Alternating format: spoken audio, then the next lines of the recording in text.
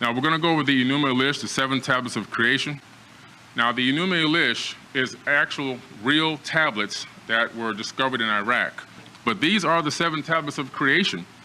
And you can see these indentions on these tablets are actually cuneiform text that were actually put on here with something called a stylus. And these tablets are real. They're not, fabrications. They're real tablets that actually exist. The Enuma Elish, also in Akkadian in cuneiform, is spelled Enuma Elish. It's a Babylonian creation myth. It was recovered by Austin Henry Layard in 1849 in the ruined library of Ashurbanipal at Nineveh in Mosul, Iraq. It was published by George Smith in 1876. The Enuma Elish has 1,000 lines and is recorded in old script. The epic is one of the most important sources for understanding the Babylonian worldview, centered on the supremacy of Marduk. And we're going to talk about Marduk a little bit today. That's also known as Amun-Ra. For those of you who don't know, his other name is also Amun-Ra, a brutal ruler of ancient Egypt before it was even called Egypt. And the creation of humankind for the service of the gods. The primary original purpose, however, is not the exposition on theology or theology, but the elevation of Marduk, the chief god of Babylon, above all other Mesopotamian gods. Now, one thing you gotta understand, when you hear me say the word God, I'm not talking about the creator of the universe, okay? When we're talking about the ancient Sumerians, we're always talking about people. I consider them people. Some people say that they think that they're wraiths or ghosts or multidimensional beings and so forth. You can believe whatever you want. Based on my research and the physical evidence of bones being discovered and skulls discovered that are in museums around the world, and myself going to Cairo Museum and seeing, what's there, in my personal opinion, these were flesh and blood people that were just much more advanced and displayed high levels of technology. And because of that, we call them gods.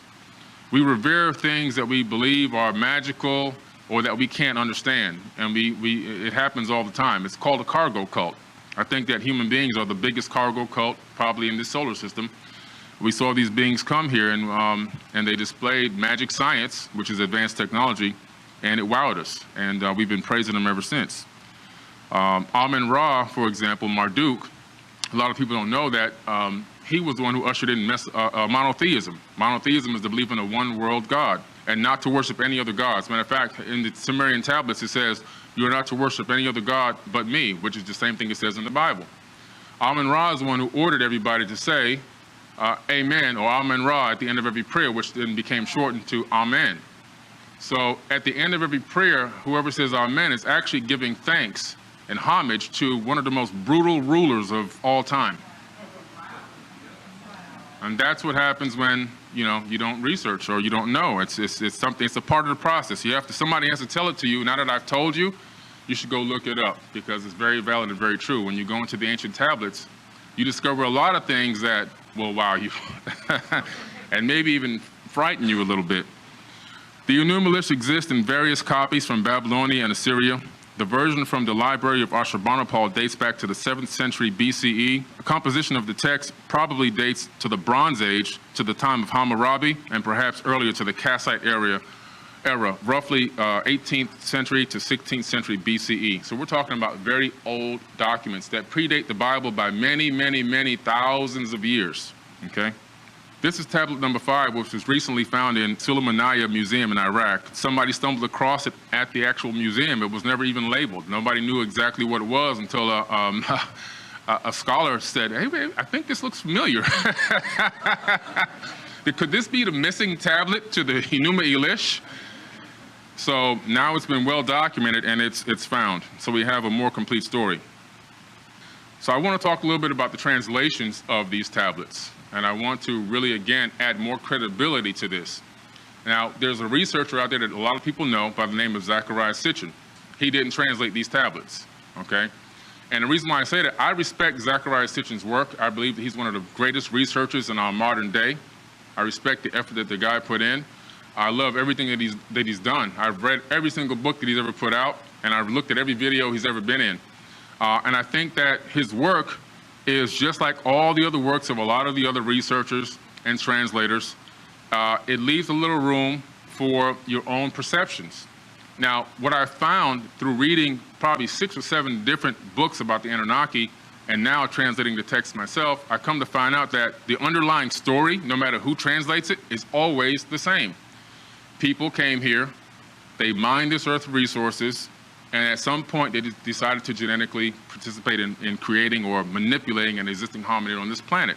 So no matter what source you get it from, it's all the same story with different nuances. Some people think, you know, Nibiru, some people think Sirius, some people think Pleiades, some people think Orion.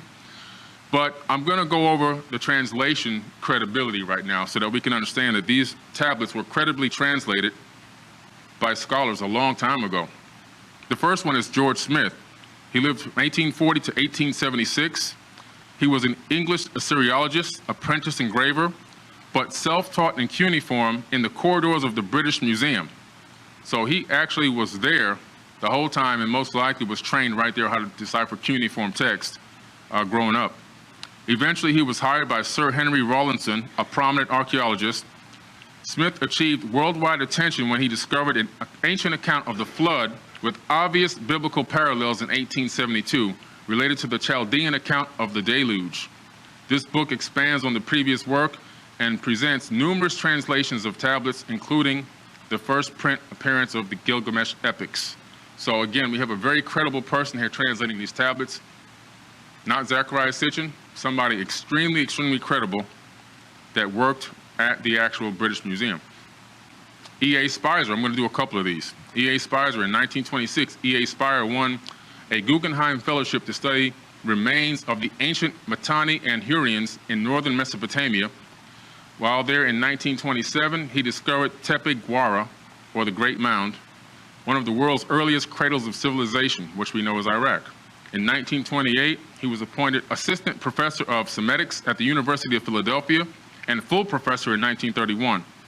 He was a field director of the joint excavation of the American Schools of Oriental Research and the University Museum in 1930 to 1932 and 1936 to 1937, undertaking excavations at Tepe Guara and Tel Bila. He also translated the Hurrian legal texts found at Nusi. After the war, he returned to the University of Pennsylvania, where he was chairman to the Department of Oriental Studies from 1947 until his death in 1965. He was also appointed Ellis Professor of Hebrew and Semitic Languages and Literatures there in 1954. He translated and wrote extensive commentary for the volume of Genesis on the Anchor Bible series and was one of the editors of the Torah and the New Jewish Publication Society of America version of the Old Testament. A noted student of his, future professor Moshe Greenberg, became an Israel Prize Laureate in Bible Studies. So once again, we have a very credible source. And I'll just read you one more because I think it's very important to lay this credibility down before we go in. Leonard William King, December 8th, 1869 to August 20th, 1919, an English archaeologist and Assyriologist educated at Rugby School and King's College in Cambridge, collected stone inscriptions widely in the Near East, taught Assyrian and Babylonian archaeology at King's College for a number of years, and published a large number of works on these subjects. He is also known for his translations of ancient works such as the Code of Hammurabi. He became the assistant to the keeper of the Egyptian and Assyrian antiques at the British Museum. First Steps in Assyrian, these are some of his works. First Steps in Assyrian, a book for beginners, being a series of historical, mythological, religious, magical, epistolary, and other texts printed in cuneiform characters with interlinear and transliteration and translation and sketch of Assyrian grammar. So, I mean, this guy is one of the top people in the world at this. Another one is Letters and Inscriptions of Hammurabi, 1898. He was a contributor to the English Encyclopedia Biblica in 1903. Egypt and Western Asia in light of recent discoveries, 1907. I mean, I can just go on. This guy is very credible. So we've kind of really laid down the credibility of the translation of the tablets, and I think everybody here can agree that what we're going to be learning today is most likely an accurate translation. So also, where are they located? Are there physical copies available? Yes. The physical stones themselves are actually located in London at the British Museum. They're not on public display, however. You can go online to the British Museum website and you can actually pull up the Library of Ashurbanipal and then you can view the tablets there yourself. People say if they were so advanced, well, why were they writing on clay tablets? Well, I've been through 4 computers in the last 4 years, almost a computer a year, a laptop a year. They just, you know, they're made by man. They destroy very easily. These stone tablets have lasted for thousands and thousands of years. They knew exactly what they were doing. They were leaving a record behind that we would find in the future, almost like a time capsule of information, which is why the Sumerians and the Anunnaki put a lot of stuff into stone. They built through stone, megalithic structures. They built information. They computed sacred geometry, mathematics, cosmology, everything into stone. And one of the things they've done well with stone is they've actually been able to write on it and bake it and put it in a way where now, in this day and age, we're able to actually get it out, decipher it, and find out what happened back then. If it was done on paper and stuff like that, it's very highly unlikely. And another thing that I like about stone, it's very hard to change the information around. Kind of like some of the more modern religious books have been altered in so many ways. Just with the modern Bible, over 8,000 incorrect translations just in that one book. Now multiply that over many, many books and many different publishers, and you start to find out a lot of information is backwards. Just to give you a small example, Moses did not cross the Red Sea, he crossed the Sea of Reeds. So he didn't cross the Red Sea, he crossed the Sea of Reeds, which is another smaller sea, much closer and much easier to cross. But when you go to the original translations, you find this out, you know, so, but these are some of the, that's just a small one that, and this is still being taught today, that Moses crossed the Red Sea, but he actually didn't cross the Red Sea according to the actual original text. Now, another good point here is that one last piece of credibility.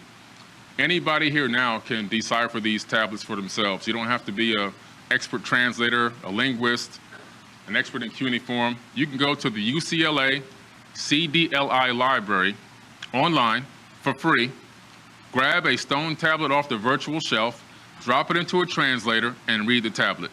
So it's no more, oh, Zechariah Sitchin, oh, this one here or this one there. No, we can do it ourselves. It's up to us to find the information. It's up to us to dig and do the research. And all the tools have been made available to you in this day and age so that you can find out exactly what happened back then. So the UCLA was kind enough to put this up, and these translations are very accurate. And again, anybody can spend their time and go through these translations, and what you're going to discover is what we already know. The story, the underlying story, the fundamental basis of the story is very, very similar, no matter who writes a book about it. Now, the Torah has been known as the law of God, which is actually what it translates to. A lot of the text in the Torah comes from Assyrian and Sumerian. A lot of the information in this book, in this scripture, originates from thousands and thousands of years prior. And so a lot of people say, well, you know, you're saying names like Marduk when I'm talking online and making posts and stuff, and you're talking about Enki and Enlil and all these Anunnaki people, but where's their name? Where does their name exist anywhere else? It's in the Torah. The Torah knows all about Enki, Enlil, Marduk, all these people, all these characters. They're all in these texts. But some of the texts are amazingly copied virtually almost word for word from the Sumerian tablets. Here's the ancient Jewish history website, jewishvirtuallibrary.org, the jewishvirtuallibrary.org. And in here, I just used the simple highlight tool to search for the word Marduk. But it's basically one of the lines that's saying that Marduk was the son of Enki, and that his rise to power ahead of time, because they always rose to power based on celestial movements, Marduk battled to rise to power ahead of time and became the one that rules in Pisces, which is when the Christian religion rose and monotheism rose, because he's the one who ushered in monotheism. He's the one who became the sun god and ordered Akhenaten to usher in monotheism.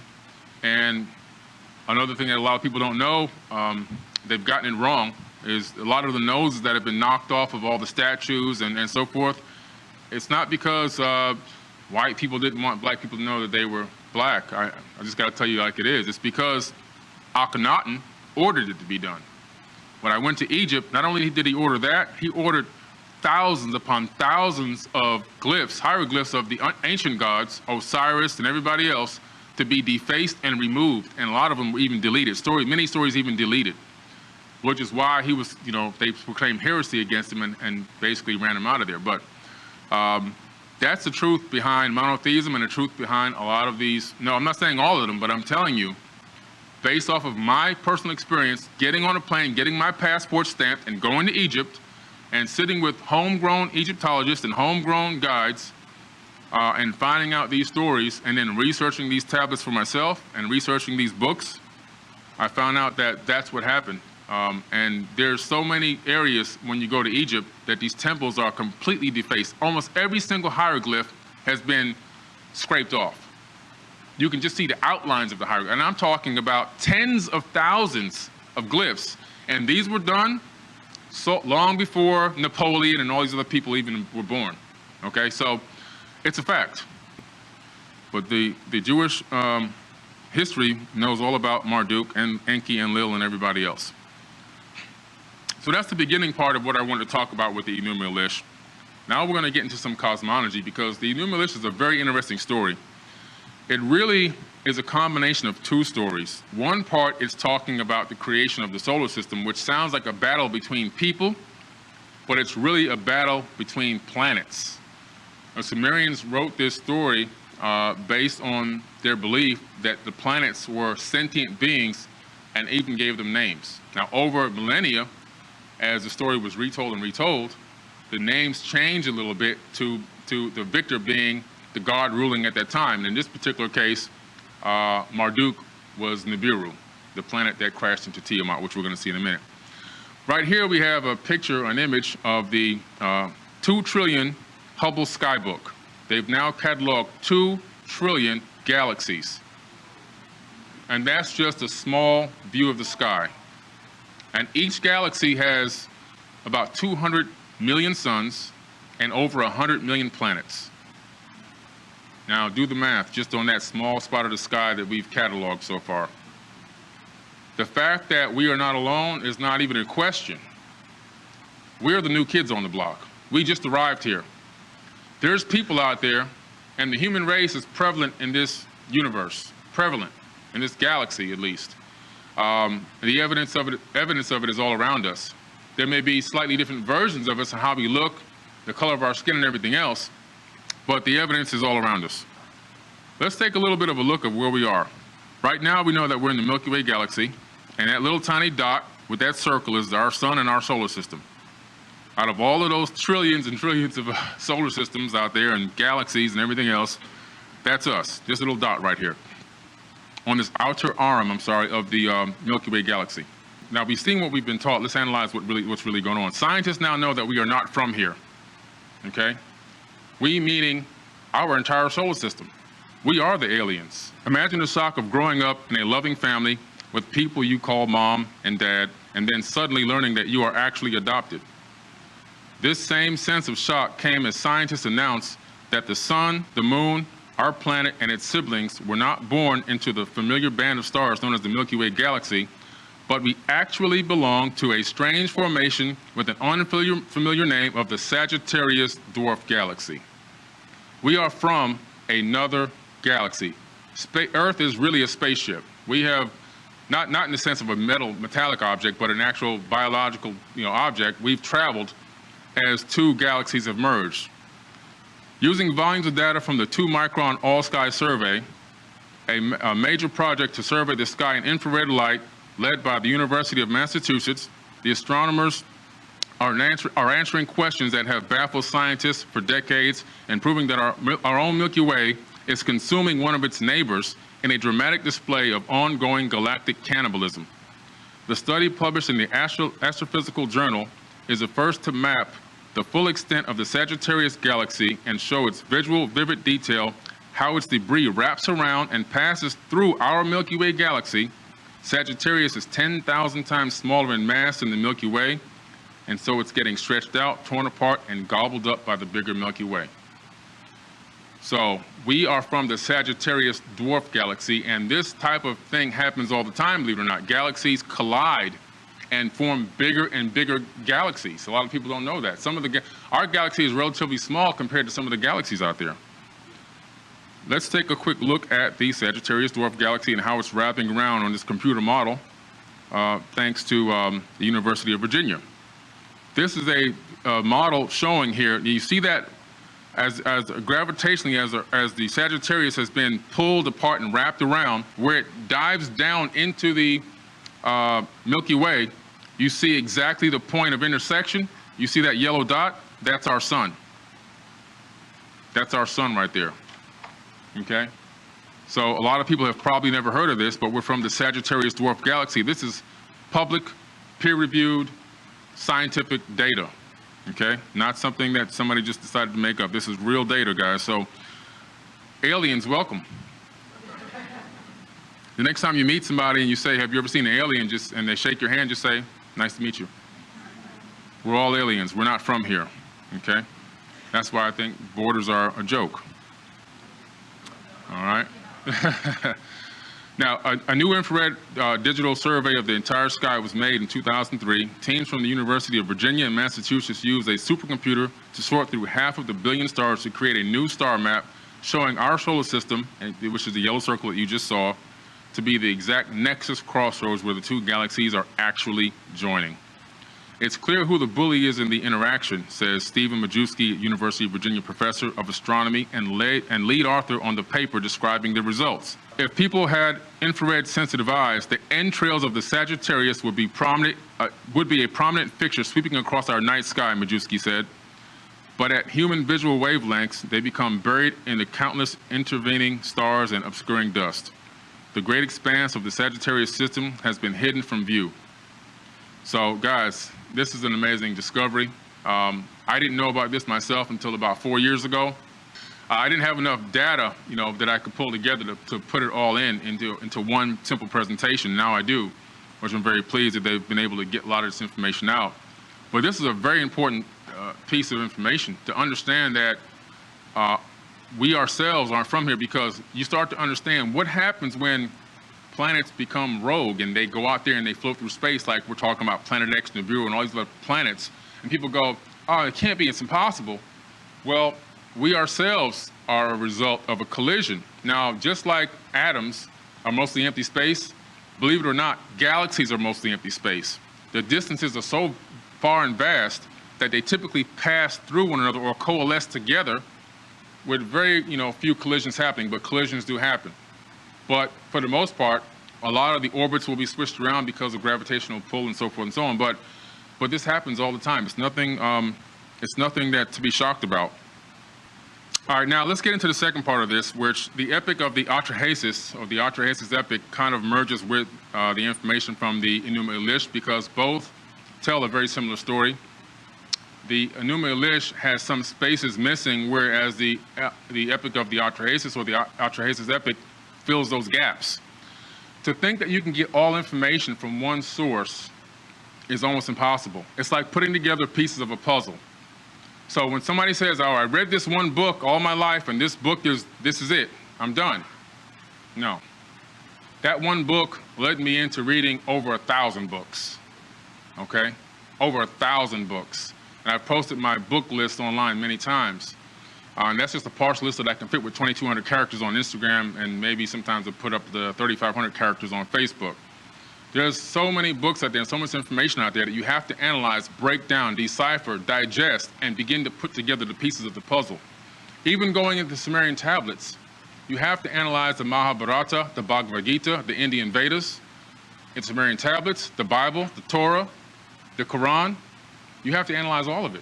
You can't just say, I'm going to read this one book and that's going to be history. That's everything that's everything that's happened. It doesn't work that way. You have to really go in and break everything down and start putting together the pieces of the puzzle.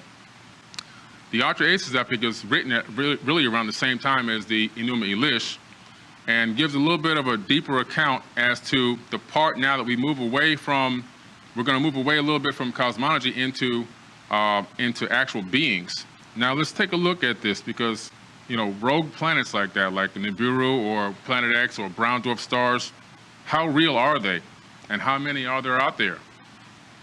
This is another big question. It's like, oh man, it sounds pretty good and everything, but I just don't believe there's planets out there floating around in space. And how can a planet go that far away from the sun and come back? And how can there be people living on it and everything else? So you see, mainstream science already knows this happened in ancient times. It's not a mystery to them. They love to hide the truth in plain sight. This information's been put out over and over again over many decades, but it's put out in so many small pieces that nobody can really put the whole pieces of the puzzle together. And that's what I'm attempting to do here. Rogue planets, there's billions of them out there. This is from Scientific American. Wandering in the void, billions of planets without a home. There's billions of planets out there that are just free floating in space. Now this is an image from NASA depicting a brown dwarf star that they believe is orbiting our sun, which means that we live in a binary solar system. We don't have one sun in our solar system, we have two. This is very important to understand because the worldview and everything you've been taught since you were a little kid is that we have one sun and the planets go right around it and that's it. We have two suns. We live in a binary. I'm going to provide evidence and proof of that right now today. But this is a very interesting graphic that they've shown because it depicts the same ancient information about a rogue planet orbiting our sun every 3,600 years in a very elliptical orbit, which came from the Enuma Elish. And you know, I have to add a little conspiracy to it. The top is NASA, the bottom is the Star Trek logo. Just very interesting. Also, the very first episode of Star Trek ever released, I think it was 1954, the very first place that the starship visited was a brown dwarf star. Call me crazy. They like to hide the truth in plain sight, folks. NASA announced that they discovered Planet 9. Okay, it was actually NASA, it was actually Caltech working for NASA. These Caltech scientists discovered a planet. They discovered not only one planet, but multiple, orbiting in very elliptical orbits and very strange orbits inside of our solar system. The one particular that's about 4 to 6 times the size of the Earth, they labeled it Planet 9 because the Sumerians labeled it the 10th planet, but they wouldn't do that. But they labeled it Planet 9, just because they didn't want to be exact. Let's take a quick look at the effect of a rogue planet coming through our solar system. You see these planets, standard solar system here, you see the arrows. Well, look at the first one, Mercury. Mercury orbits counterclockwise on its axis. Counterclockwise on its axis. This is evidence of a rogue planet or a very large body coming through our solar system and disturbing, or what they call perturbing the orbits. If you look a little further down, you can see the Earth tilts on its orbit. That's the way it coalesced. But you look a little further back and you get to Uranus. It's on its side. And also, scientific data shows that Uranus and Neptune switched positions in the ancient past. The orbits, when you take the orbits all the way back, you rewind them with scientific data, you discover that they switched positions at some point. And something came through, as you saw in the Enuma Elish, if you were aware of that part when they talked about Uranus as Nibiru passed by, it moved it onto its side. And it's still on its side till this very day. So Uranus is a very strange orbit, orbit on its axis as it orbits the sun. But it's very interesting that Mercury is going in the opposite direction of every other planet. So now, let's start to get into some of the accounts, some of the ancient accounts of this happening and people coming from other places. Because like I said earlier, some people believe, based on what they've read in the tablets, that it's these Anunnaki came from Sirius. Some believe they came from Orion. Some believe it was the Pleiades. Some believe it's this rogue planet Nibiru. I happen to believe that it's a rogue sun or a brown dwarf star that was captured by our solar system, possibly in the merger between the Sagittarius dwarf galaxy and the Milky Way galaxy. I could see that happening with that type of, those type of large spatial bodies and suns merging with our galaxy, or merging with this galaxy, now it's ours, and all of a sudden having a captured brown dwarf star. And all a brown dwarf star is a failed sun, a sun that didn't completely ignite, but it's still large enough and powerful enough gravitationally to have other planets orbit it and provide enough warmth for those planets to have life on them, which we'll see in a second also. This is the Dogon tribe, okay? Some of you may have heard of them, some of you may have not heard of them. The Dogon tribe have a very interesting story in that they originate from Egypt, which was actually Khem in ancient times, before it was called Egypt. The Dogons started there. For whatever reason, their tribe left out of Egypt and moved into Mali, Africa. They took the secret wisdom and sacred wisdom of this information that I'm going to show you now along with them and have passed it down for thousands and thousands of generations. And here we are now today with the Dogon tribe, describing celestial information that we only discovered more recently in the 1970s. They believe that the Nomo Anunnaki came from a star system named Sirius. Not only just Sirius, but a dark star out there we call it Sirius B, which is actually a failed star or a star that ran out of fuel. It's a very small, dim light in the sky that can't be seen with the naked eye, and it wasn't even detected by astronomers until recently, which you'll see in a second. They also depict these creatures or these Anunnaki beings as being fish-like people or having fish suits on. And you see how they dress up in this garb and attire when they do their rituals to honor the Anunnaki, these nomos. There's also in the top center, there's a Sumerian seal. That Sumerian seal depicts Enki and Enlil wearing fish suits. And there's a reason for that, which we're going to go over in a couple of minutes. They know what's out there, and this information is still not in any history book or school book or anything. How can we know everything? How can we see everything? But if they don't publish it and put it into books that we can give access to the masses, it's probably published in a scientific journal. Not everybody reads those. So this is the TRAPPIST star system. The TRAPPIST star system is a brown dwarf that was discovered by the Hubble Skyview, and it has planets orbiting it, and they're in a habitable zone. And the reason why I want to show this image is because it proves that a brown dwarf star can have a habitable zone. It can have planets orbiting it that can sustain life. It was a very big announcement by NASA that they've discovered this sun, which is just 40 light years away, a brown dwarf that has planets orbiting it. So the Enuma Elish begins to become more and more real. This is a book called Through Alien Eyes by William Bateman. The reason why I chose this image is because we're going to talk real briefly about the occurrence of people on this planet and Anunnaki on this planet. And I like this cover because based off of what I read between the Sumerian tablets, the Mahabharata, the Bhagavad Gita, Indian Vedas, and a lot of other ancient texts that I can go through, I discovered that these Anunnaki beings weren't just one race of people. Some authors believed that they were all one color. Some people believed they were all white. Some people believed they were all black. Some people believed they were all Indian. Some people believed they were all or indigenous. Some people believed they were all blue-skinned. When you go to Egypt and you see these people depicted as green beings and blue beings in India, and you look at and you read the accounts of these beings, and some of their spouses were even from other planets.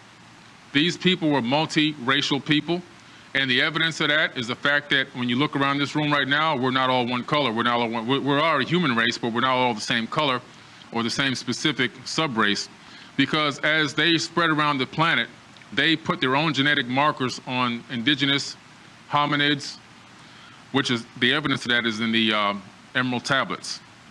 This is a book called In the Beginning by a good friend of mine named Alex Teplish. It's a very good book about the Anunnaki, if you can get it. It's a very easy read with a lot of graphics in it. I like it because it really gives you a very brief summary. You can read it in 4 hours and knock it all the way out. And it gives you a lot of good information about the Anunnaki and the history of them coming to Earth 450,000 years ago. I want to go into the Sumerian kings list right before we end. The importance of this is the fact that 450,000 years ago, the Anunnaki decided to come to this planet to mine for resources that they needed. And why would they do that? Well, we're doing the same thing. We now have a mission to go to an asteroid to mine it for resources. So why wouldn't a species more advanced than us do the same thing? For whatever reason that they needed them, we don't specifically know. Okay, some say it was gold, some say, but we have evidence that they mined all different types of resources, not just gold.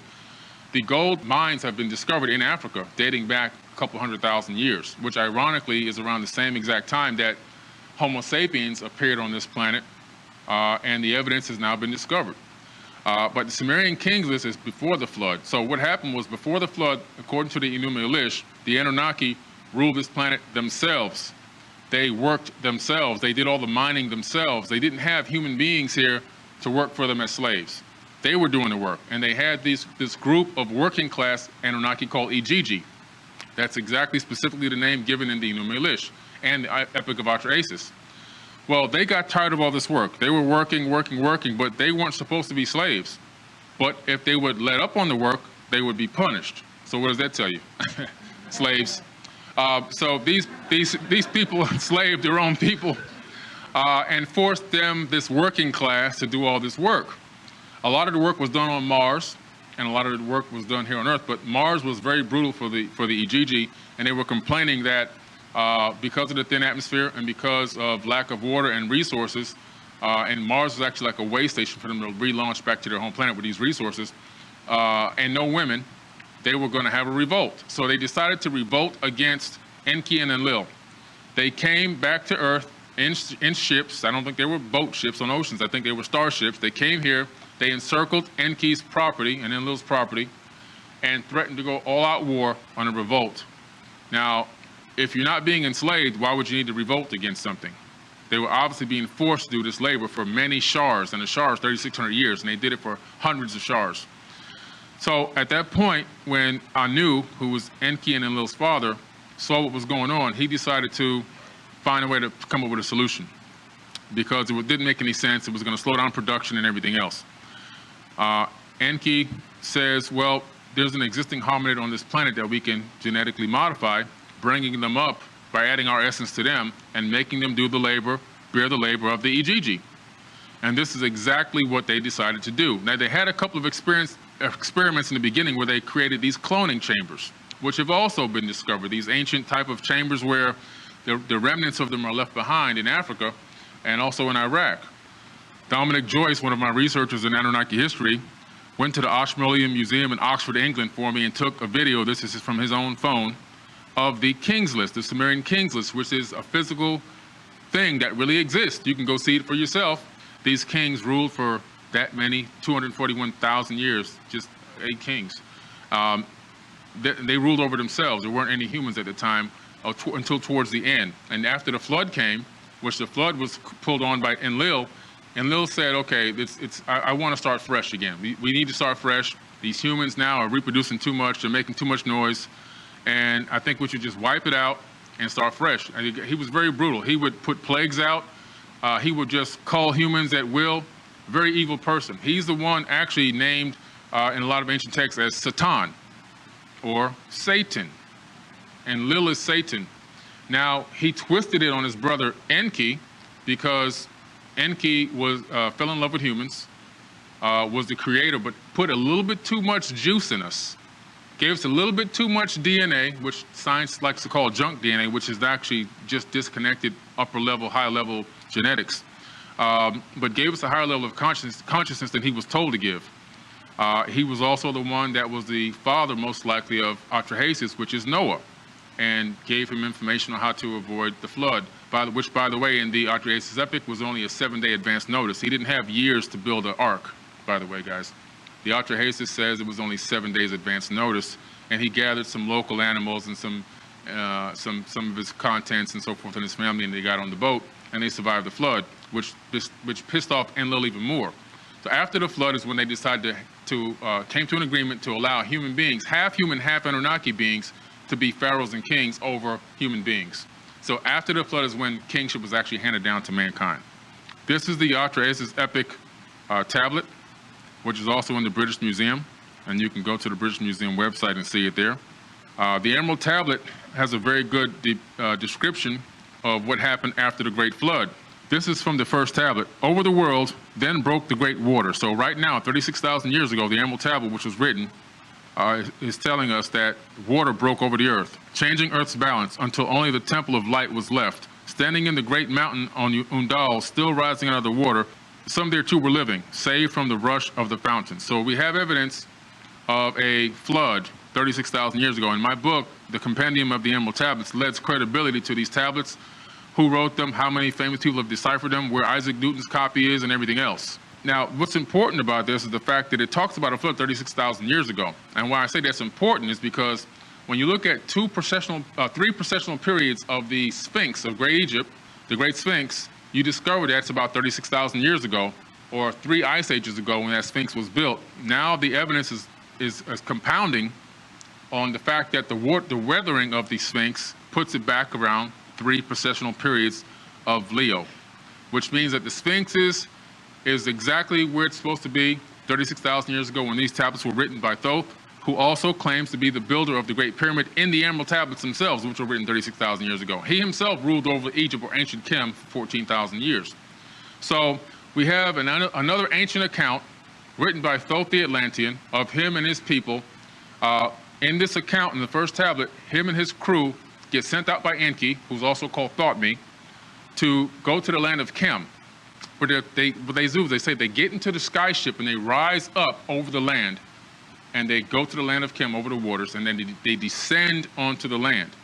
So they're rising up and descending, which means that they're in something that can actually take off and land. It's not a boat that goes on the ocean. At which point they get out. Now, when they get out, these barbarians, these most likely are survivors or humankind has been knocked back into the Stone Age, come to attack them, where Thoth raises his staff and sends out a ray of vibration, stopping them still as stone in the mountain. The Thoth is actually one of the sons of Enki, and also fell in love with humans and was the one who taught us writing and reading and a lot of different knowledges. Khem, which is chemistry, which is why they called it Khem, the land of Khem before it was Egypt, and also alchemy. He was an alchemist. But his father tells him to go out and do this and raise these barbarians to a higher level of civilization. And then in the first tablet, Thoth tells his crew to spread out all over the planet and bring everybody to a high level of civilization. So here we have an account 36,000 years ago, post-flood, of people that are very advanced, whether they're from here or not, going around the planet and spreading knowledge and information and enlightenment and bringing people to a higher level of civilization. And the evidence of that is the fact that we have these tablets. We have Sumerians that know the orbit of planets around our sun. We know that they claim in this particular tablet, VA 243, which is in the museum, that this particular intruder planet exists according to the Sumerians. And now we have found it with our own scientific data. We have the Sumerian account of the solar system showing that there's a nemesis or a brown dwarf or red dwarf star potentially orbiting our sun that has planets orbiting it, which could be the home of our progenitors at some point in the past. Evidence of a global civilization is all around us. Greece, Egypt, India, Assyria, China, it's everywhere. Sphinxes are everywhere. You can find sphinxes. You can find pyramids on every continent. We have Mexico, Egypt, and Cambodia, pyramidal structures that are almost identical. We have them on almost the same, longitude line. So we basically have these megalithic structures built all around the globe on these earth energy lines, and we have pyramids everywhere, which means we have one architect. We have an architect that has gone around the planet, most likely several architects that have learned from the same source, this knowledge, and put their own little spin on the civilizations around the planet. Again, proving that we have been engaged by a species with, or people with a higher level of knowledge than us, and that imparted it to us. And then we did a lot of the work, but we were taught this. We were taught how to do the work. A master architect doesn't go build a building. He draws the plans out, and then the workers go put it together. These are the Earth's energy grid lines. On every single one of these cross points, you can find an anomaly on this planet. Okay, so globally, we have anomalies at every single point, including right off the coast of Florida in the Bermuda Triangle. We have found and discovered pyramids down there, still emitting some type of exotic energy. Now, if you take a hole right through the Earth directly to the other side of the planet from the Bermuda Triangle, you end up in the Devil's Triangle by Japan, right off the coast of Japan, or you have another famous, well-known, gigantic underwater pyramid there. Again, evidence that we have the same construction techniques being used by the same people all over the planet. So we're going to be talking about the evolution of conscious light and conscious light waves today. And so this kind of takes us back to the Force from Star Wars. The Force is actually a frequency. And what are frequencies? Frequencies are light waves, okay? You have the dark side, and you have the Jedi who operate on the light side, but all of it is all light. Dark energy, dark matter is still light. Everything that exists is light, and I'm going to show you the science behind this today. So some of you may have heard of the Return of the Jedi from Star Wars, as a matter of fact. Well, I'm going to read to you a little bit of an Osirian initiation. Osirian, also linked to the Orion, as we get into this, to let you know that the Jedi are real. The Jedi, D-J-E-D-I, the Jedi of ancient Egypt, before it was called Egypt, the land of Khem.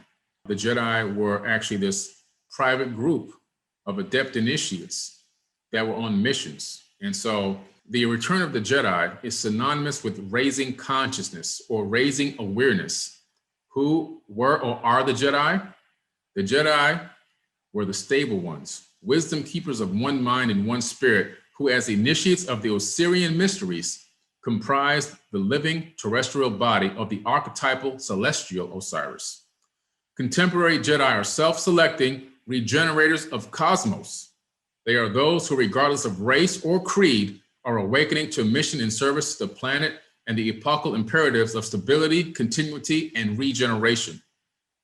The Jedi sense and know Osiris's arising as their own. As Osiris awakens from the sleep of the Aeon, the Jedi also rise to the occasion, moving into a resonant relationship as the reconstellated members of the collective Osiris. Therefore, as the mighty bones creak and the ancient one stirs, this is our historical moment of our awakening and our call. So prepare for the return of the Jedi, because we have been here for a very, very long time. Initially, we were talking about light waves, and light waves, which are really frequencies as well. Waves and frequencies really are almost the same thing. But we're going to talk about these light waves. We're going to talk about the very, very beginning of these waves. Okay, so how far back do we go? We have to go back to Thoth the Atlantean, or also known as Hermes Trismegistus, master of all arts and sciences, perfect in all crafts, ruler of the three worlds, scribe of the gods, and keeper of the book of life. And yes, the book of life is real. It's called the Akashic Records. And I'm going to touch on that today also. Thoth, Hermes Trismegistus, 3 times the greatest. He was the first intelligencer. He was regarded by the ancient Egyptians as the embodiment of the universal mind, while in all probability, there actually existed a great sage and educator by the name of Hermes. It is impossible to extricate the historical man from the mass of legendary accounts which attempt to identify him with the cosmic principle of thought. The reason why his main name, or the name he's most widely known as, was Thoth, Thoth, the root word for thought.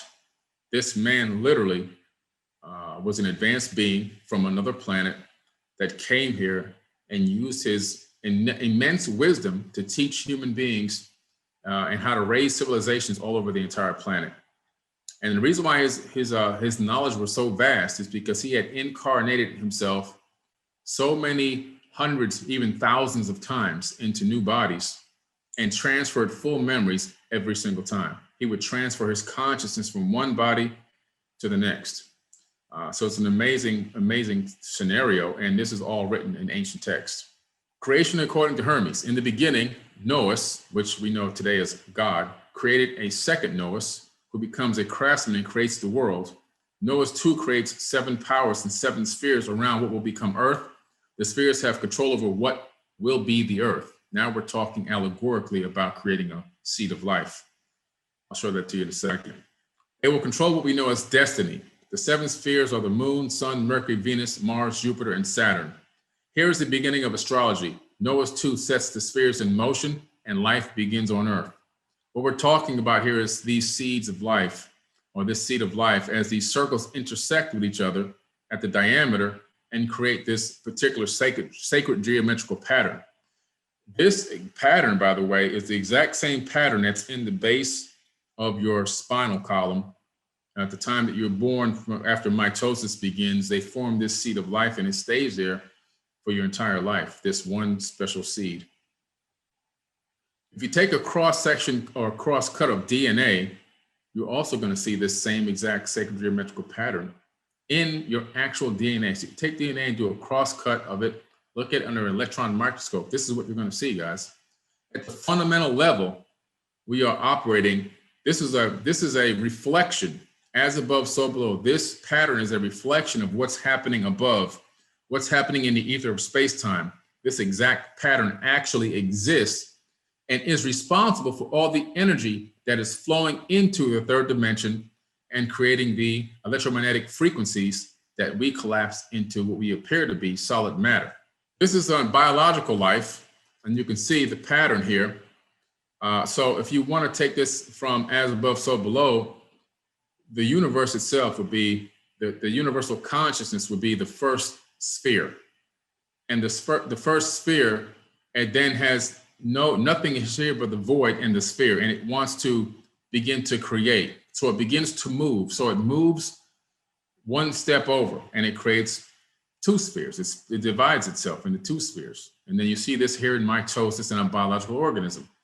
And then it makes another move, and then it creates a third sphere, and then a fourth, and a fifth, and a sixth.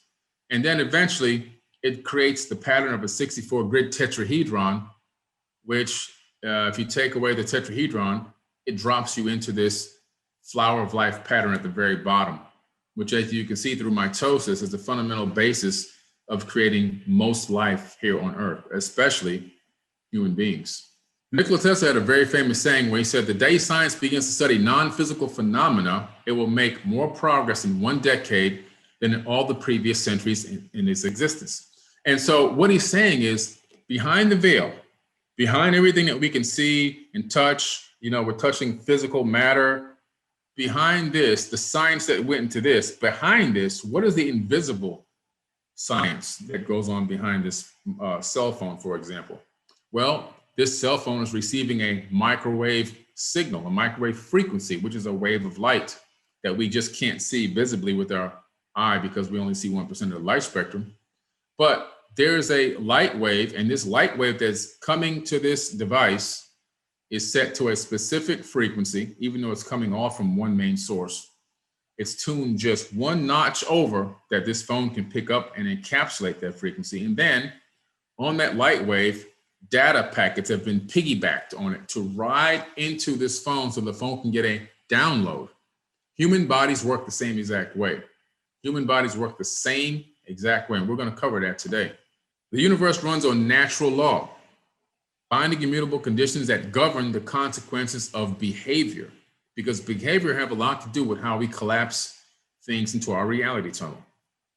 The general principles of natural law, the principle of mentalism, which we're going to cover primarily today, the principle of correspondence, the principle of vibration, the principle of polarity, the principle of rhythm, the principle of cause and effect, and the principle of gender.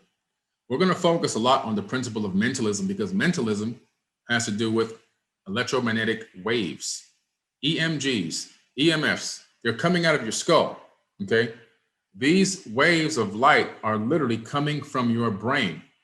Every time you think, every thought that you're thinking, including the thoughts you're thinking right at this exact moment, are creating light waves that leave from the skull and travel out into space-time.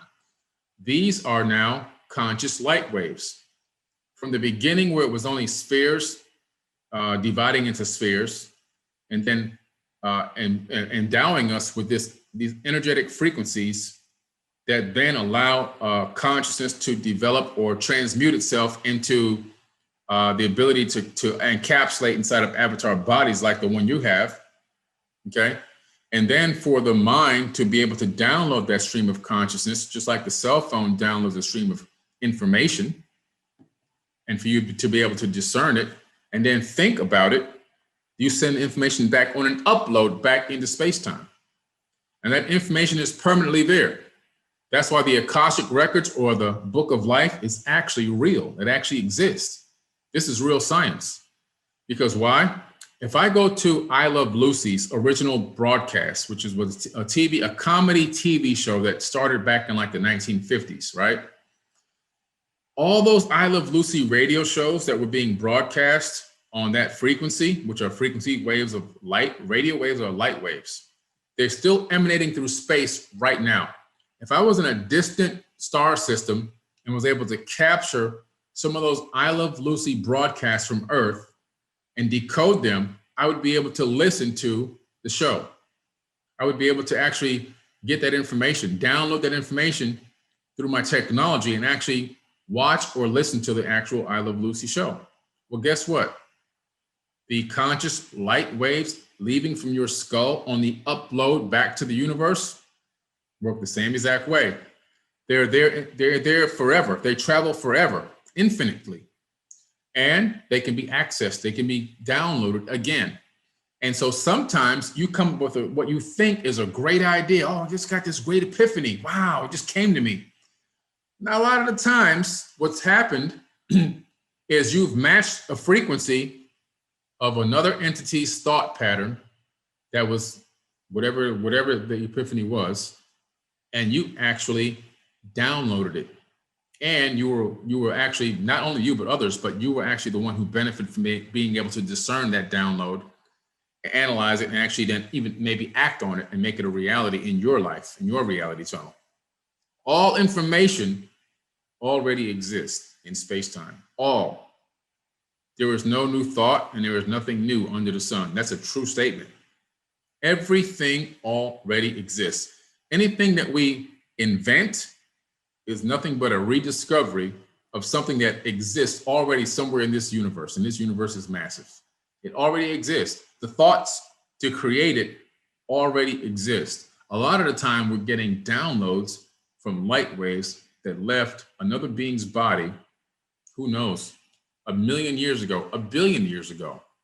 And you're interacting with those light waves. And in some cases, you're able to download them and act on them. And sometimes we take it on as our own original idea, when in reality, we're tapping into something much higher and much more incredible. And that would be the Akashic records. Inadvertently tapping into the Akashic records happens all the time. We just are not aware of it, okay? So how do these light waves work and how does it get into the brain? How does it stay inside of our body? We all have radio stations in our neighborhoods, right, or our cities. And liken that radio station to a universal consciousness, one mind. You can call it God, you can call it universal consciousness, you can call it the creator of all, whatever you want to call it, doesn't matter. It's the same thing, okay? Now, what's interesting is the radio station is just like that. So the radio station is broadcasting frequencies. The universe is sending out frequencies on a consistent basis. Now, what happens with the radio station and the universe, the same exact thing happens. As above, so below. The radio station says, okay, you want to listen to jazz, tune into 99.1. You want to listen to R&B, tune into 99.2. You want to listen to rock, tune into 99.3. Now, take that same concept, and now let's look at the universe. The universe is sending out a frequency, a beam frequency of consciousness. And I'm going to prove this to you scientifically as well, that this is not something made up. The brain does not create consciousness. The human brain does not create consciousness. The human brain downloads a stream of consciousness. It downloads it. Consciousness is continuously current everywhere. Everywhere in space-time, it exists already. We're downloading it. And what are we downloading? Our avatar body is set to download a specific frequency of the consciousness. So just like the radio station is putting out 99.1, 0.2, 0.3, 0.4, the universe is broadcasting in, and at the same time it's broadcasting in this frequency, it's like, okay, my avatar body is set to encapsulate 99.1. His is set to encapsulate 0.2, 0.3, 0.4, 0.5. So we're all aspects of the same one consciousness with a slightly tuned frequency, just a slightly differently tuned frequency that our body is able to receive the signal. And what is the receiving mechanism for that? Well, we are a crystal set radio, just like the one Nikola Tesla invented back in the late 1900s, right? Early 1900s. So yeah, early 1900s. So you look at the magnetite, mapping the magnetite in the human brain, physics today. We have billions of magnetite crystals in our brains. Crystal receivers in the brain that not only can receive frequencies, but also can even sense the Earth's magnetic field or any magnetic field. Yeah, so this is in your brain. This is what's saying, okay, this frequency for this avatar body is 99.1. And when that beam of frequencies comes over the avatar body, a specific tuning of it is encapsulated into the actual avatar. And what holds it there, okay, this is where the magnetite crystal is located in the brain. What holds it there are these. You've heard of the story of Jesus walking with a crown of thorns. Well, everyone's walking around with a crown of thorns. There are 3 gigantic neurons that are wrapped around on the inside of your skull that looks like a crown of thorns under electron microscope CRT scans, MRI scans. It all comes out to look the same. This is it here on the left. And the crown of thorns is called the neural correlates of consciousness. So you have the neural correlates of consciousness, which are responsible for encapsulating this frequency and holding it. Then you have the tuning, which is the crystals, the magnetite crystal, and then you have the neocortex. We also have the claustrum. The claustrum works in conjunction. The claustrum is like the conductor, by the way. It's like the conductor making everything work in harmony. And then you have the neocortex, which I don't have on here, but the neocortex, which is responsible for higher reasoning and higher levels of consciousness. It all works together with that stream, that beam of consciousness coming in on that particular frequency, encapsulates it into this avatar body, and then you become you. And you say, I'm Billy.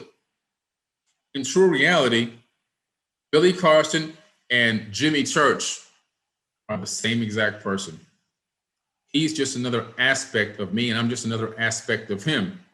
And we're just also all just another aspect of the creator, the divine creator itself, whether you want to call it God, the universal consciousness, Christ, whatever you want to call it, it doesn't matter. We are all that.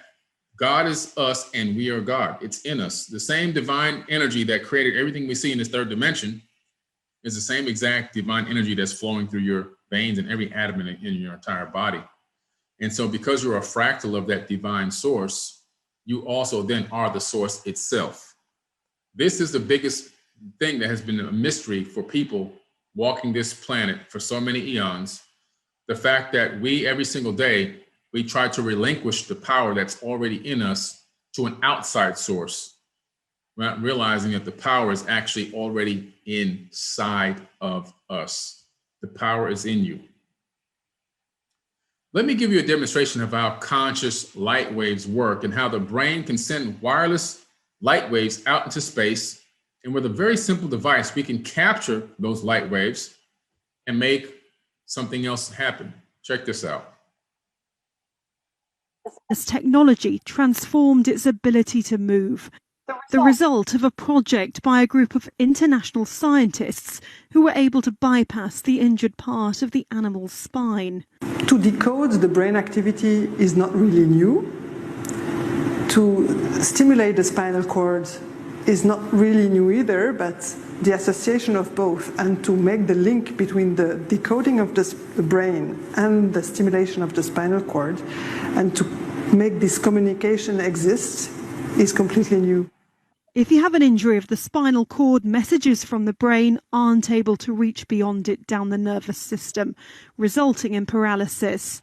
Scientists created a brain-spinal interface on a monkey with a paralyzed leg, implanting electrodes onto part of the brain that controlled the limb. The activity and information it recorded showed the movement the monkey intended to make and was sent to a computer. So what is this telling you? This is telling you that conscious light waves are interacting with a technological device that we created to download those waves that exist in space-time. Because once they leave the brain, they're out there. We found a way to capture them, just like a person can tap into the Akashic records and capture information from any source. Same thing happened with this technology. It captures the intention. That's the data packet on top of the light wave. So the light wave goes out carrying packets of data. So this device captures that data packet from the light wave and reads what the intention was supposed to be. The intention was to move this leg. So it says to leg, you need to move. And that's when the leg moves. Light waves are conscious, okay? Now, what do I mean by they're conscious? This is an important thing to understand. So we understand from the double slit experiment, which is where we took a small box and we put a little device in there that was able to shoot one particle at a time, one electron at a time through two slits. And so when they would shoot this electron through the slits and it would hit this back wall, they would then come back and look at the back wall and they would see that it created an interference pattern. So they're saying, wait a minute, if we're shooting electrons through these little tiny slits in this little tiny partition, and it's going through and it's hitting the wall, why don't we just see digital dots of these electrons on the back wall of this device? Why are we seeing a wave pattern, interference pattern? We're creating a wave. That's bizarre. Doesn't make any sense. So they said, you know what? Let's take a look while it's going through the slit and see what's happening. They put a little camera down there, a little looking device to detect what was happening. And once they put the looking device there, the electron decided to become a particle. So it was then creating a digital pattern on the back wall like they thought it should be. When they took the camera away, it became a wave again, a wave of potentials. And what does this mean? It really opened up a whole new understanding here, or created a lot more questions, I should say, in quantum physics and quantum mechanics, where we have wave particle duality, where everything now that we've discovered exists as a wave of potentials, until a conscious observer collapses that wave into something we call solid matter or reality. In true reality, solid matter is actually an illusion. Everything exists as a wave. So if you leave your house and you travel to another city and you're not looking at your house exists as a wave of potentials. Unless someone else is looking at it, it's going to collapse back into a house again. And the reason why it always collapses into the same exact shape and structure that you have now and not something different for everyone is because your house has a specific resonant frequency, the way it was created, the way the atoms are stacked, okay, to create your entire house, which are probably Googles of atoms to create an entire house. Those atoms have a specific resonant frequency. So every time a conscious observer interacts with that frequency, it collapses into the same exact house, no matter what. But when you're not looking at your house, it's not there. It exists as waves of potential. When you pull back up to your house, it then collapses back into a solid structure again. This is hard for a lot of people to grasp, but this is actually the way the universe works. This is true, real science. Just an interesting topic here. Kal-El from Superman, the Superman series or Superman movies. Kal-El, which is his name, his actual birth name, means light god. So can brainwaves interfere with radio waves? No, they can't. However, radio waves, which include radios and other wireless transmission signals, as well as other natural signals in the same frequency, peak through around 550 to 1,000 megahertz. The human brain also emits waves.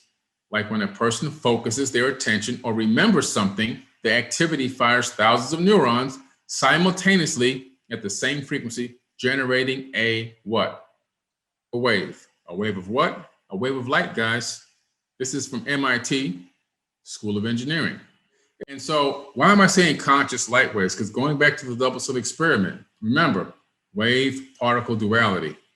Everything exists as a wave of light first, and then converts itself into digital bits of information, or what we call solid matter, things that we can maneuver through the third dimension, including our own avatar bodies.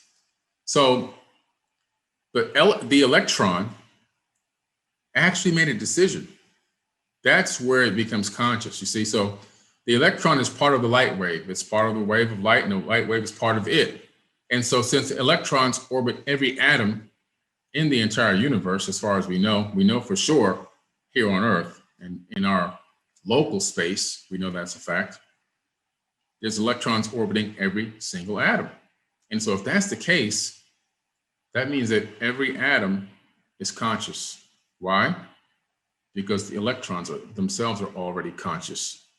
If electrons can make decisions based off of conscious interaction, then that means that every atom in your body is individually conscious.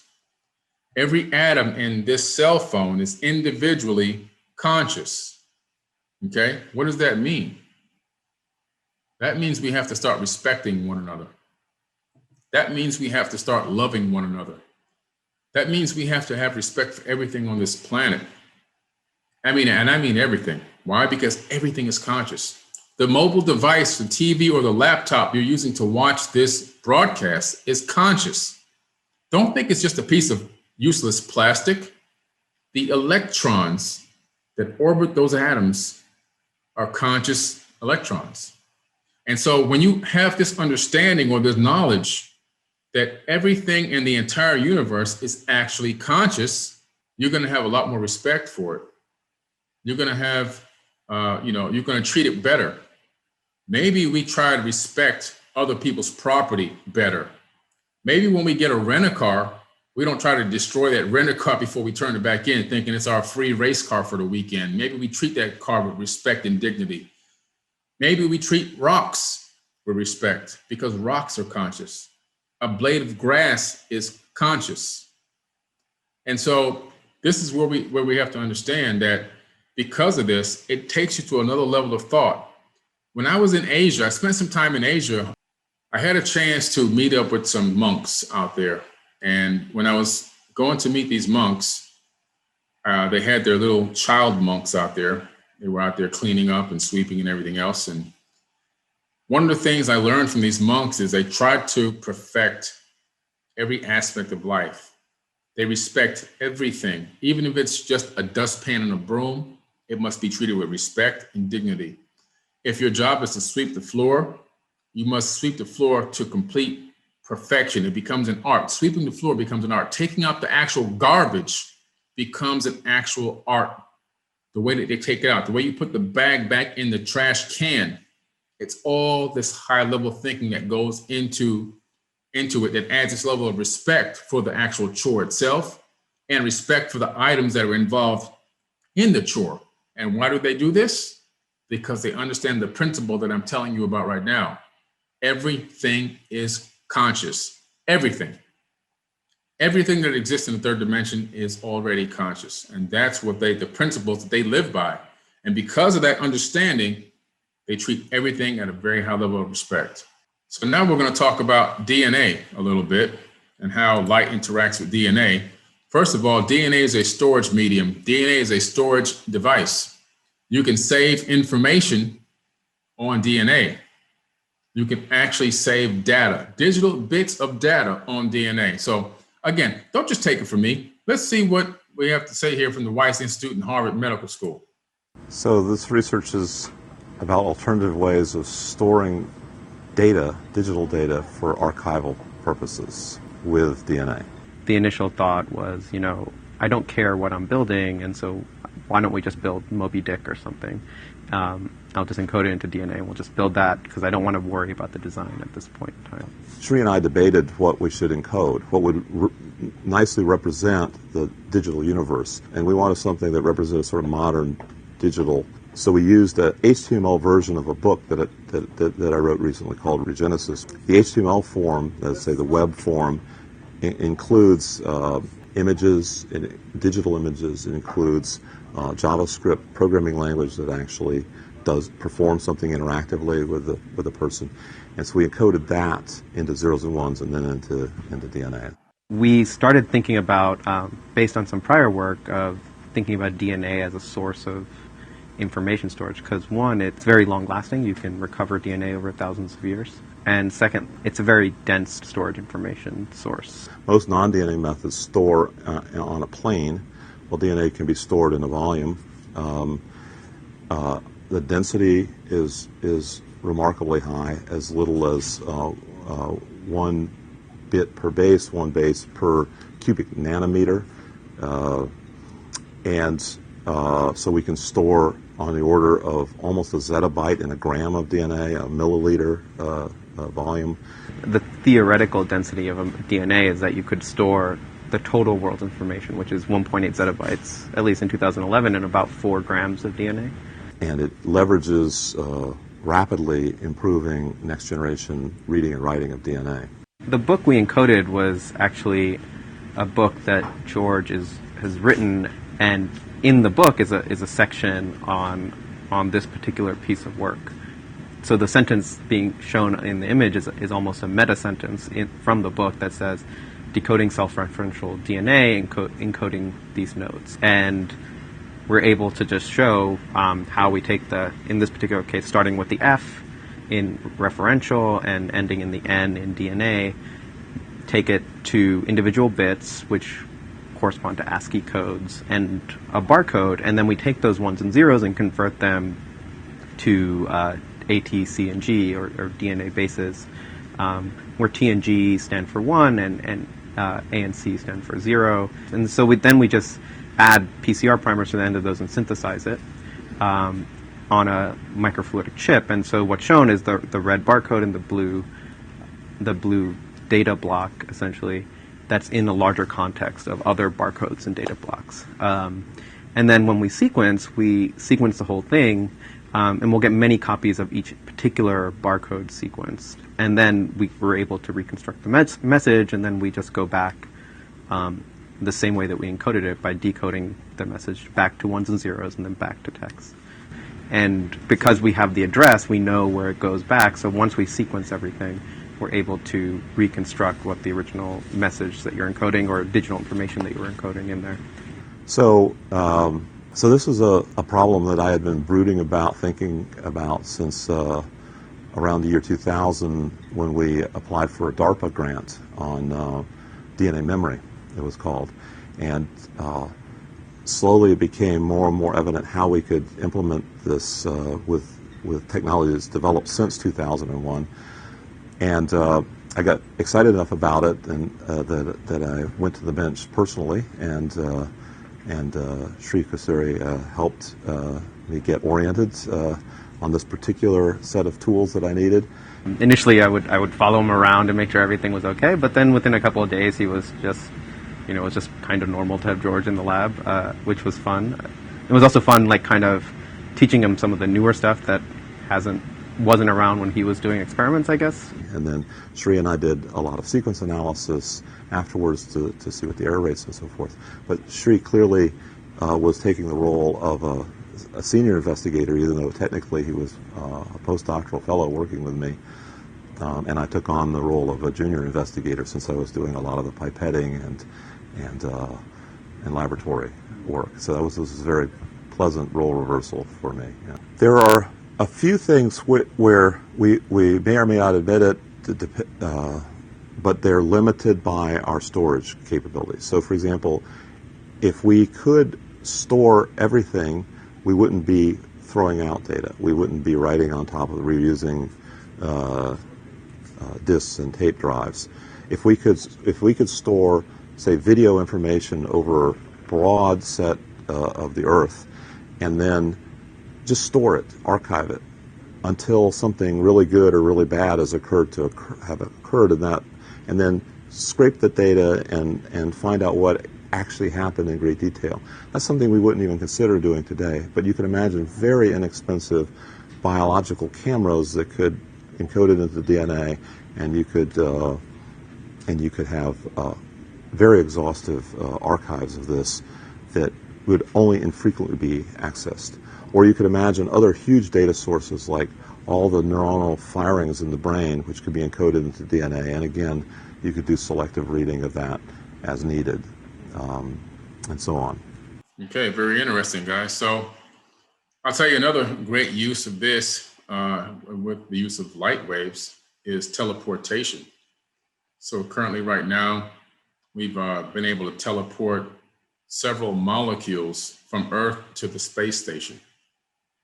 Teleportation, that's like Star Trek, where, you stand on this pad and your body vanishes from that pad and reappears on another planet or on another ship or whatever they're trying to teleport you to. But teleportation is becoming an actual reality right now today. We're able to do it with individual particles and also now molecules. I think the furthest distance now has been 6 or 7 miles. But now, with the advent of DNA storage devices and the capability of storing information on DNA, we're talking about being able to store every single position and location and spin rate of the atom in your body, and then teleporting you to another location where the computer on that side will recreate and put back together every atom of your body in the exact same position, making you a copy of you. One thing with teleportation you have to understand is you're creating a facsimile every time you teleport. So it's actually you, but in a kind of a way, it's a copy of you. Because when you teleport, the original you is actually destroyed, and the one that pops up on the other side is the copy.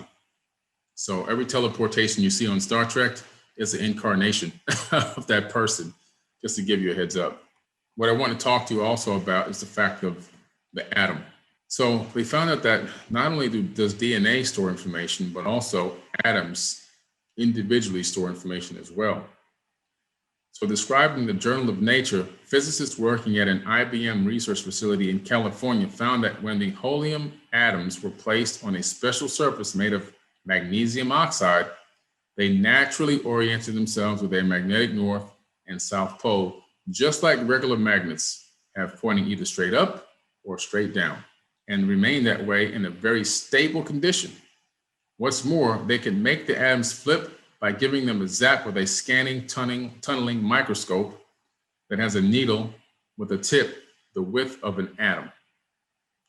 The experiment mimics the way magnetic disks of a hard drive work. Tiny magnets on those disks point either up or down, and that orientation conveys binary information in either a 0 or a 1.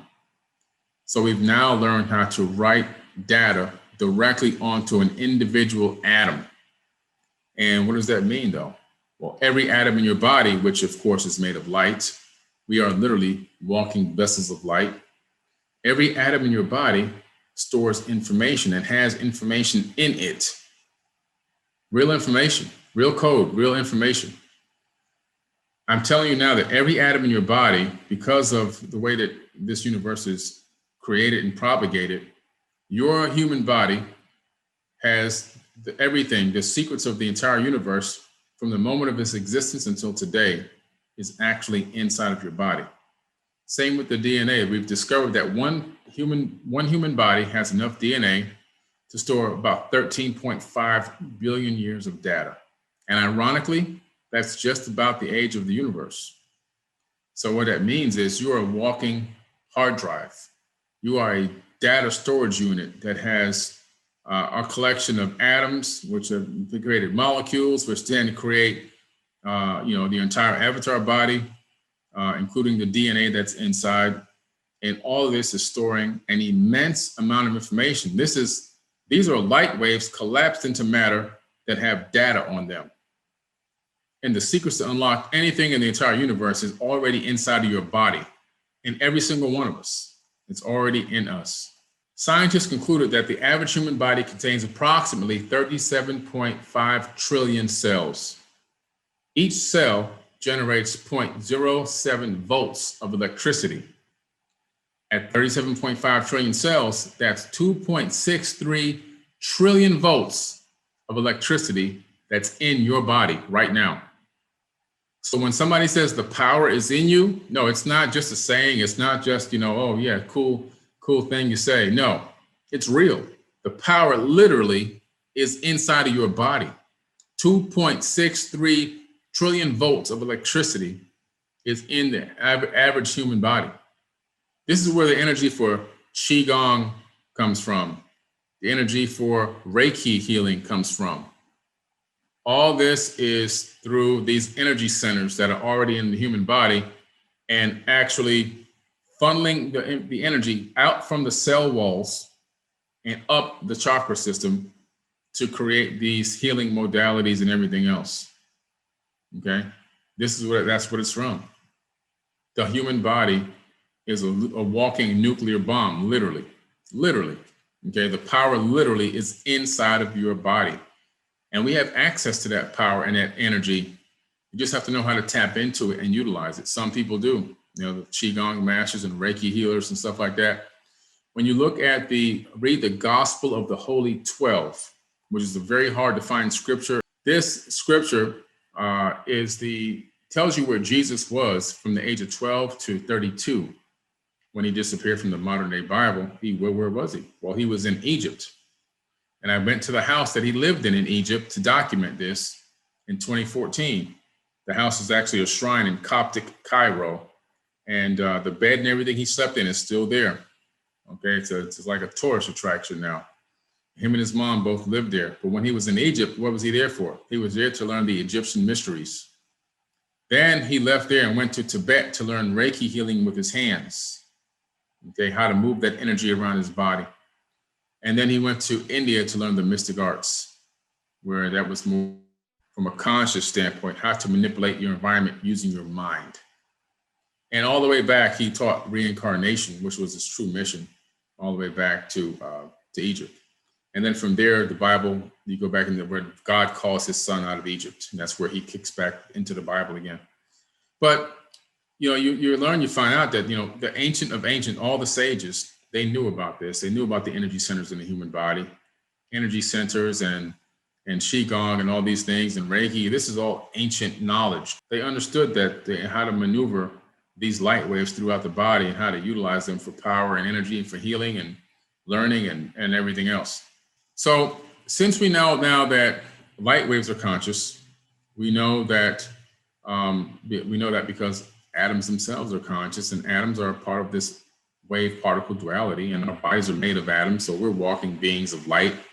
So when you hear somebody call you the family of light, it's real. Yeah, we're the family of light. We literally are the family of light, because a human being exists both as light and solid matter.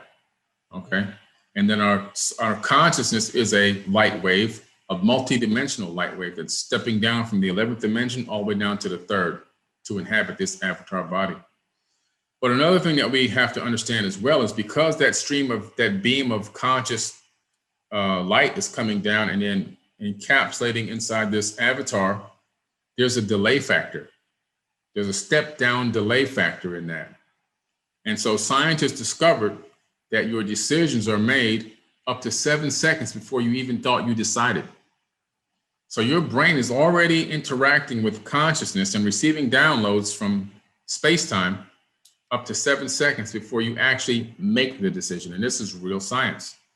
So this was discovered by accident. What they did was they were doing an experiment where they wanted to map the human brain on a computer and see what different emotions looked like on a computer from a human brain. So again, now science understanding that we are transmitting light waves out of our skull. They put a cap on your head that has these little electrode things to pick up the frequencies and the lights, right? And then they capture those light waves. What they did was they put a screen in front of everyone, and they started showing photos on the screen. And so they would space these photos out 10 seconds apart. So the first photo would be a bed of roses. The second photo would be a woman kissing a baby. The third photo could be somebody getting ran over by a car or somebody getting murdered.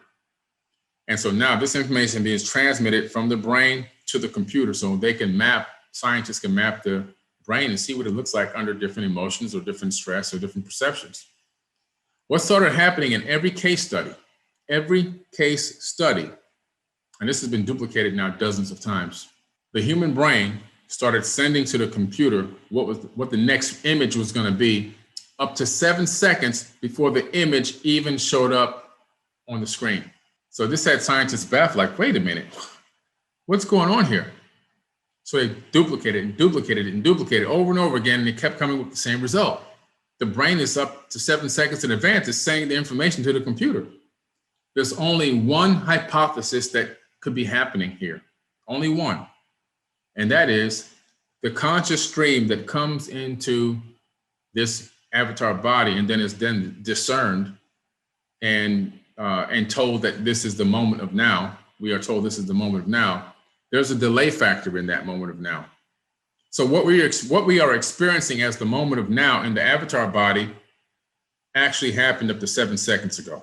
And so this means that we are living in delayed time. Real time is the incoming stream, that beam that comes in, consciousness. Delayed time, because by the time it takes for our brain to capture it, process it, discern it, and act on it, we think what's happening in real time isn't real time at all. There's a delay, a significant delay. Because let me tell you something, if you're in a foot race in the Olympics or track and field, and somebody beats you by 7 seconds, you got whooped. Okay? I'm gonna say that right now. You got whooped. If somebody beats you in a car race by 7 seconds, you got destroyed in that car race. 7 seconds is a lot of time when we're talking about, realities. And so what this means is we have to be more cognitive of where we are, what position we're in, and what decisions we're making. And we also have to operate from a higher level of thought. So once you understand what I'm telling you today, hopefully you can understand that there are levels of consciousness that you need to obtain. And so where the average person is like, this is the person, and this is a wave, and the wave crashes over them. And every time the wave crashes, they're aware of the moment that they're living in. They're aware moment by moment is how they're living their life. Literally by the crash of every individual wave.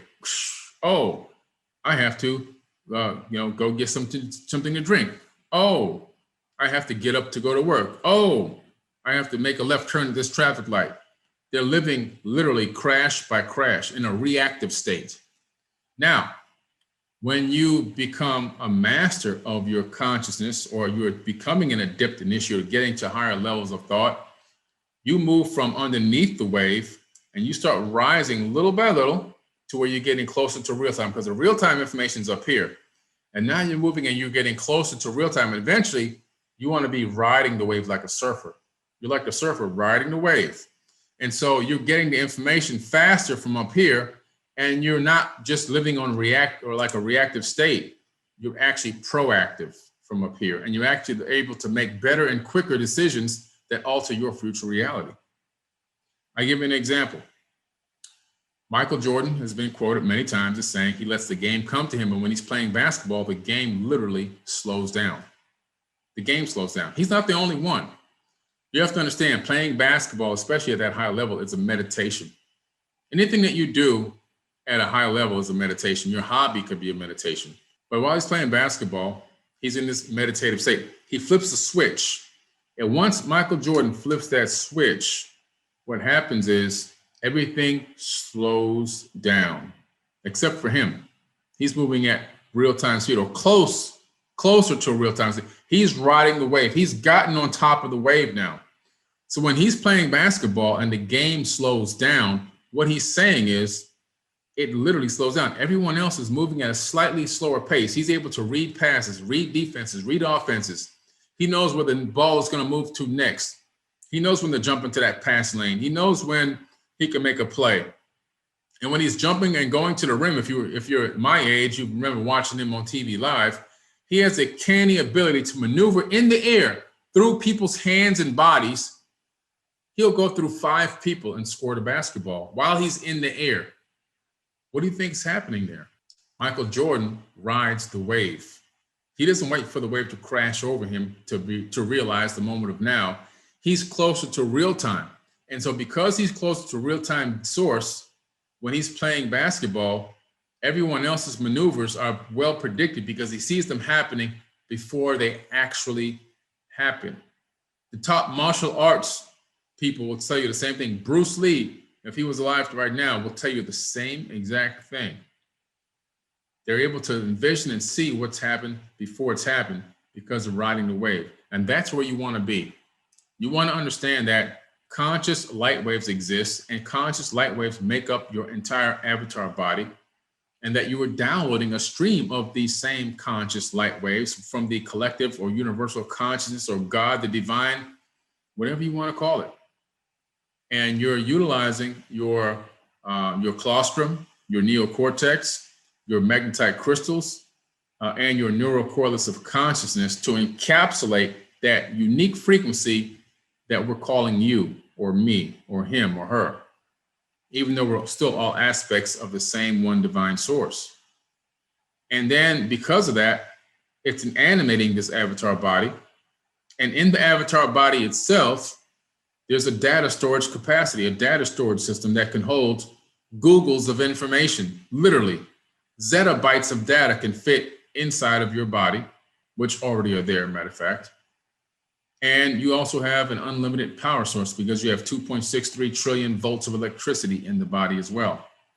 We are truly highly intelligent, conscious beings that have unlimited capabilities, unlimited power capabilities, and we have the data and information already on the inside of us that will give us all the secrets of ourselves and the entire universe as a whole.